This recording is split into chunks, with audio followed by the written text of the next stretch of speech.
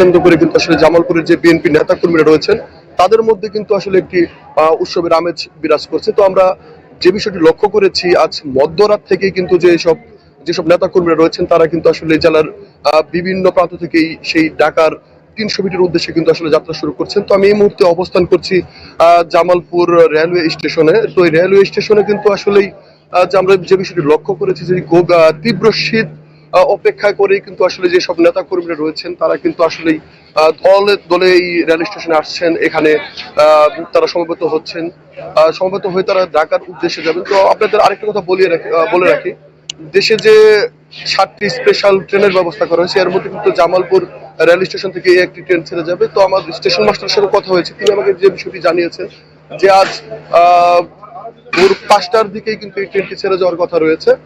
আর আরেকটি বিষয় আপনাকে জানিয়ে রাখি যে শুধু যে এই ট্রেন শুধু ট্রেন নয়, গত দুদিন থেকেই কিন্তু নেতাকর্মীরা আসলে ঢাকার উদ্দেশ্যে বিভিন্ন ভাবেই কিন্তু আসলে তারা ঢাকা গিয়েছে। বিশেষ করে সড়ক পথে বাস যুগে, মাইক্রো বাস যুগে তারা কিন্তু ইতিমধ্যেই ঢাকার পথে রয়েছে। তো আমি এখন কথা বলতে চাই এখানে যারা নেতাকর্মীরা রয়েছেন তাদের মধ্যে একজনের সাথে।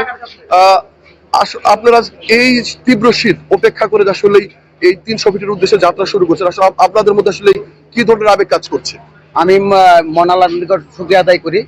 আমরা সুদীর্ঘ 17 বছর আমরা রাজপথ থেকে পরিবার সকল কিছু মিলিয়ে আমরা সুদীর্ঘ আন্দোলন সংগ্রামের পরবর্তীতে সারা বাংলাদেশের সকল শ্রেণী পেশার মানুষের মধ্যে ফ্যাসিস্টের বিরুদ্ধে যে ধরনের অনীহা সৃষ্টি, সেই অনীহা থেকে মানুষের মাঝে থাকা সঞ্চিত ক্ষোভ থেকে ছাত্র জনতার আন্দোলন, আমাদের বিএনপির ভারপ্রাপ্ত চেয়ারম্যান, আগামী রাষ্ট্রনায়ক, ভবিষ্যৎ গড়পুত্র জনতা তারেক রহমানের সুদৃঢ় নেতৃত্বের মধ্য দিয়ে সারা বাংলাদেশে কামার কুমার জেলে সকল শ্রেণী পেশার মানুষ আমরা ঐক্যবদ্ধভাবে রাজপথে শক্ত অবস্থানের মধ্য দিয়ে আমরা গণতন্ত্র পুনরুদ্ধারের আন্দোলনে আমরা ঐক্যবদ্ধ হই এবং দিন শেষে আমরা আল্লাহকে শুকরিয়া আদায় করি আমরা সাকসেসফুল হই এবং সর্বকালের সর্বোচ্চ স্বৈরাচার ফ্যাসিস্ট হাসিনা ভারতে পলায়নের মধ্য দিয়ে তার রাজনৈতিক না শুধু তার ব্যক্তিগত পতন হয়েছে আমি মনে করি।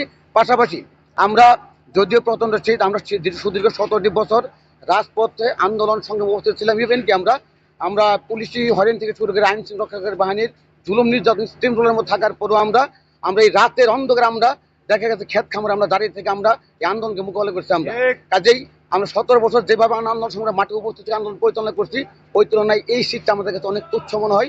তারেক রহমান আগমন মানে বাংলাদেশে একটা নতুন বার্তা, আগামী সুজলা সুফলা সোনার বাংলাদেশ গড়ার লক্ষ্যে আমাদের বিএনপির প্রচার চেয়ারম্যান শহীদ জিয়াউর রহমান বীরুত্তম কর্তৃক যে নির্দেশনা রয়েছে, সেই নির্দেশনা সর্বোচ্চ সম্মান শ্রদ্ধা রেখে আগামী রাষ্ট্রীয় জনতা তারেক রহমান আমাদের ভবিষ্যৎ বাংলাদেশ বিনির্মাণে যে গঠনমূলক দিক নির্দেশনা প্রদান আমাদের করবেন। আমরা জাতীয় দল বিএনপি জাতীয় নির্বাহী কমিটির সহ সাংগঠনিক সম্পাদক, জামালপুরের গণমানুষের নেতা, আমাদের সকলের সর্বজন শ্রদ্ধা এই সদর 5 আসনের আমাদের প্রিয় মানুষ জনতা অ্যাডভোকেট হামিদুল হাসান মাহমুদের নেতৃত্বে আমরা রাজপথ থেকে শুরু করে সকল পর্যায়ে আমাদের সর্বাত্মক উপস্থিতি আমরা নিশ্চিত করবো ইনশাল্লাহ। ধন্যবাদ আপনাকে। আমরা আরেকজনের সাথে কথা বলতে চাই। আচ্ছা, আমরা তো আসলে দীর্ঘ প্রায় 17 বছর পর এই নির্বাসিত জীবন শেষে তারেক রহমান আজ দেশে আসার কথা রয়েছে। আসলে আপনাদের মধ্যে আসলে কি ধরনের আবেগ কাজ করছে এবং আসলে আপনারা কি চান? ধন্যবাদ। আমরা চাই বাংলাদেশ জাতীয়তাবাদী দল বিএনপি সকল নেতৃবৃন্দ নেতাকর্মী যারা আছে দীর্ঘ আন্দোলন সংগ্রামে আমরা আগেও রাত জেগে থাকছি, এখনো আমাদের এখন ফসল তোলার সময় তারেক রহমান আসছে বাংলাদেশের নেতৃত্ব দেওয়ার জন্য। বাংলাদেশের ভবিষ্যৎ প্রধানমন্ত্রী তারেক রহমান, বাংলাদেশের উৎসুক জনতা এবং দলীয় নেতাকর্মী সহ সকলেরই চাওয়া যে আমরা একটু এক নজর সরাসরি তারেক রহমানকে দেখব। ধন্যবাদ আপনাকে। আমরা আরেকজনের সঙ্গে একটু কথা বলতে চাই। আমরা যতটুকু জানি যে তারেক রহমান কিন্তু আসলে এই প্রজন্মের অনেক যারা আসলে ছোট ছোট বা তরুণ ভোটাররা রয়েছেন তারা তাদের সচেতনতাকে চোখে দেখে। আসলে জামালপুর থেকে আসলে কি পরিমাণ বিএনপি নেতা কর্মী এবং কর্মী সমর্থক আসলে ঢাকায় যাচ্ছেন যদি আমাদের একটু বলতেন। আমাদের প্রিয় নেতা বিএনপির ভারপ্রাপ্ত চেয়ারম্যান জনাব তারেক রহমান দীর্ঘদিন পরে লন্ডন থেকে বাংলাদেশের উদ্দেশ্যে রওনা দিয়েছেন। আমরা জামালপুর জেলা বিএনপির সংগ্রামী সাধারণ সম্পাদক, আমাদের প্রিয় ভাই, প্রিয় নেতা, আমাদের ধানের শীষের কাণ্ডারি জননেতা অ্যাডভোকেট ওয়ারেস আলী মামুন সাহেবের দিক নির্দেশনায় আমরা যুব সমাজ, ছাত্র সমাজ, আমরা মামুন ভাইয়ের নেতৃত্বে 15 থেকে 20,000 নেতা কর্মী আমরা ঢাকা 300 ফুটের উদ্দেশ্যে রওনা দিচ্ছি। অনেকেই পৌঁছে গেছে, আমরা ইনশাল্লাহ যাচ্ছি। তারেক রহমান। ধন্যবাদ আপনাকে।